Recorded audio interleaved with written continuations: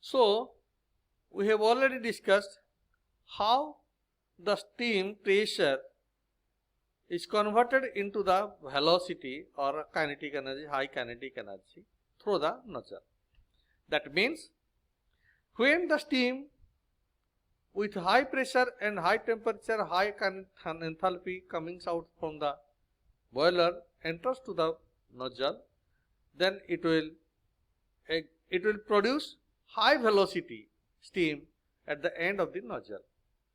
So the pressure at which the steam leaves the nozzle is known as the back pressure. The flow of steam through the nozzle is assumed to be isentropic, that is the adiabatic process.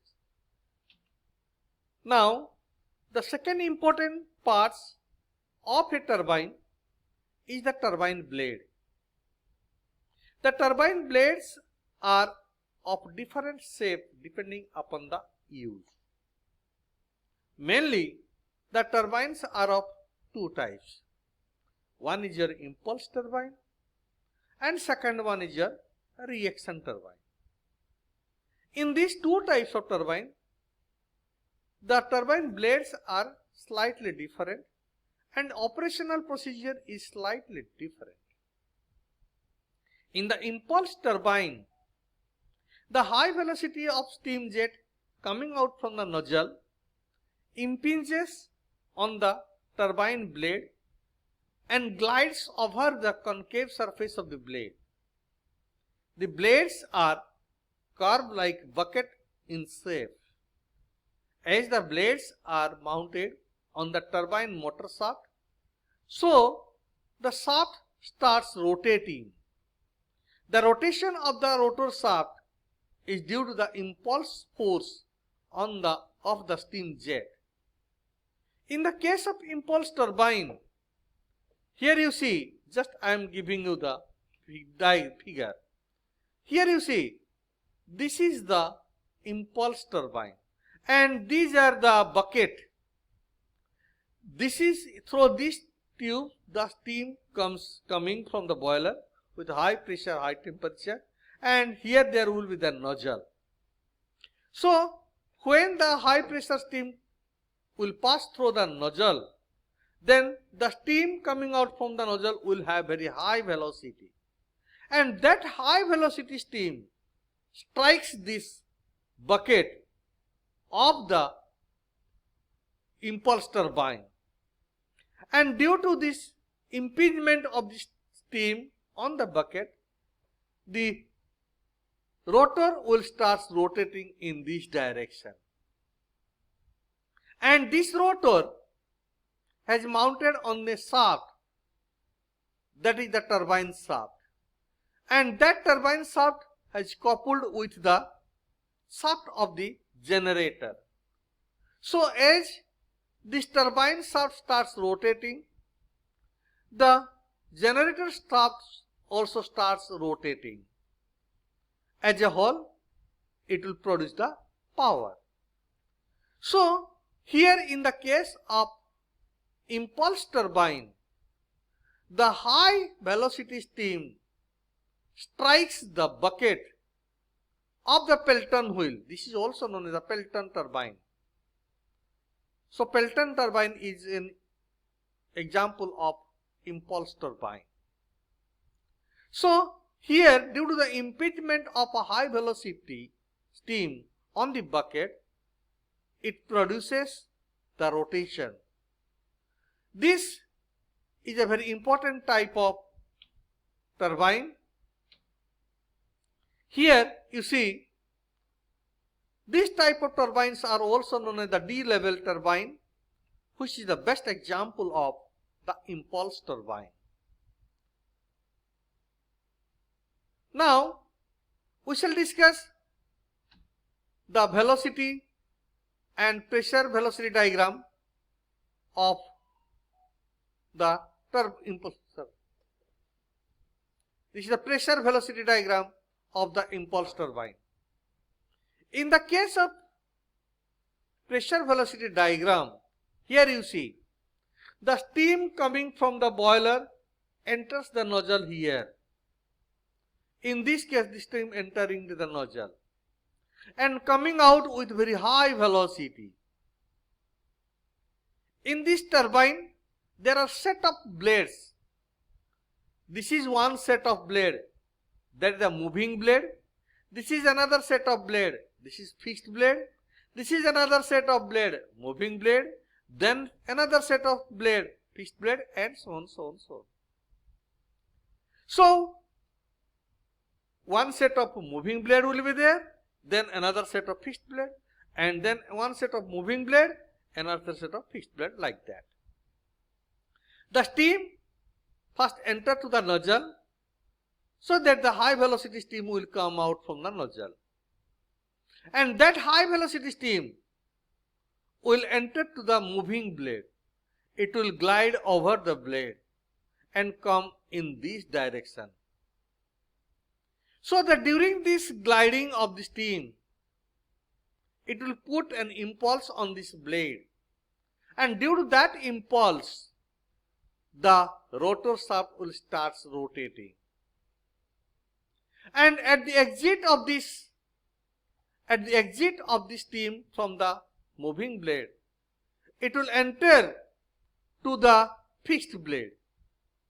So the function of the fixed blade is only to change the direction of the steam.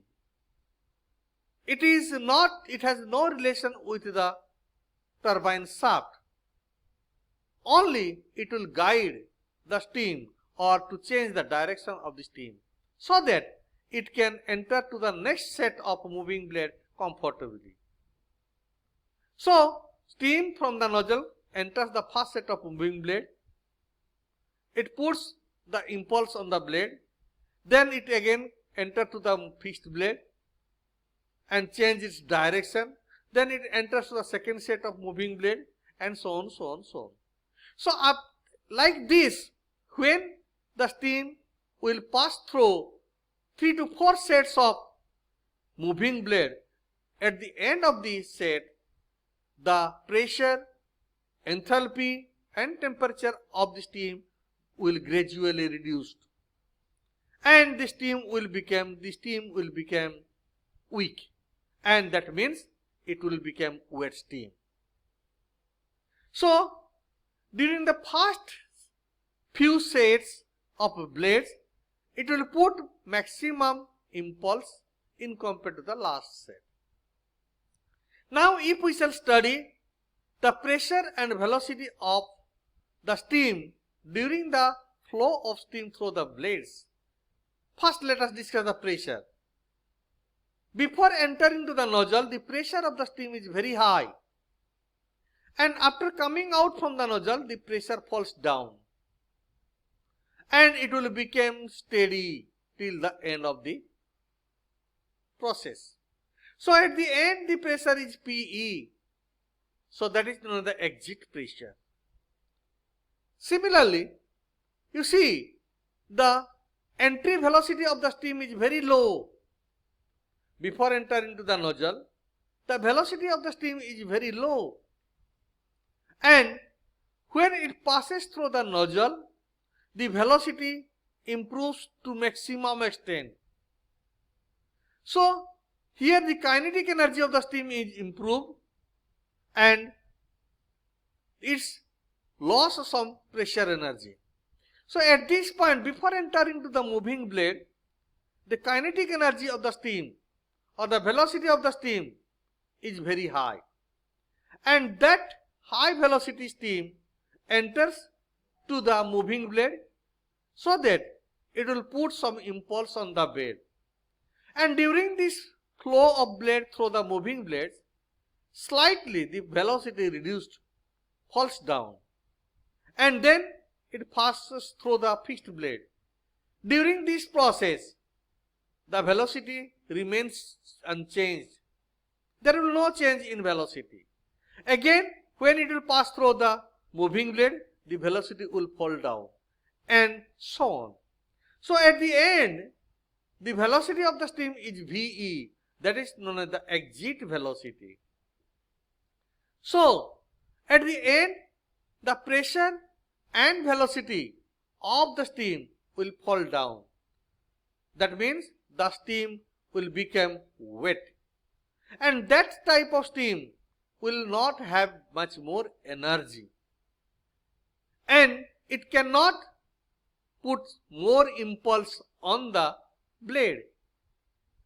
So it will go out to the condenser. So next we shall discuss the reaction turbine. In the reaction turbine, generally the steam enters axially and goes out radially. In the reaction turbine, the steam enters to the wheel under high pressure and flows over the blades. During the gliding of steam on the blades, it propels so that the wheel starts rotating. The turbine rotates due to the relative force of jet of steam. Parsons reaction turbine is the best example of reaction turbine. The function of the fixed blade is only to change the direction of the steam so that it can enter to the next set of a moving blade comfortably. The fixed blades have no role in the rotation of the turbine shaft. Depending upon the type, size of the plant, the turbine runners are designed. The set of fixed blades, moving blades are mounted on the turbine shaft. The steam, after passing through the runner, flows into the condenser through a tube called the draft tube. Due to the draft tube, the steam can discharge to the condenser freely and will cause the steam eddies. Here you see this diagram. This is a diagram related to the reaction turbine. The steam comes out in this direction and in this direction so that it will put reactions in this direction. So here it will rotate in this manner. The steam enters in the axially and goes out radially.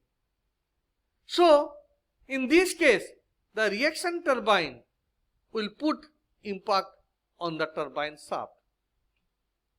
Here, if we shall see the pressure velocity diagram like the previous one, then similarly here this is the pressure of the steam before entering to the turbine and it falls down and it will remain constant. Similarly, the velocity, it will improve to the estimate, then it will falls down. You should remember, in the case of reaction turbine, the blades are so designed that it will perform the function of a nozzle as well as a blade, so that the pressure will fall down and the velocity will increase. So in this case, the aerofoil structure of designing is implemented in the blades so that it will perform the function of a nozzle as well as a blade. So in the case of reaction turbine, the pressure velocity diagram is like this. Now, if we shall see the differences between the impulse and reaction turbine, it has very different types. Number one, steam flows through the nozzle to improve the velocity of the steam jet which impinges on the moving blade. But here, steam flows first through the guide blade and then through the moving blade. Second, the steam impinges on the bucket with a high kinetic energy. But here, the steam glides over the blade with high pressure and high temperature. Third, the steam pressure remains constant during the flow of steam. But here, the steam pressure decreases gradually during the flow of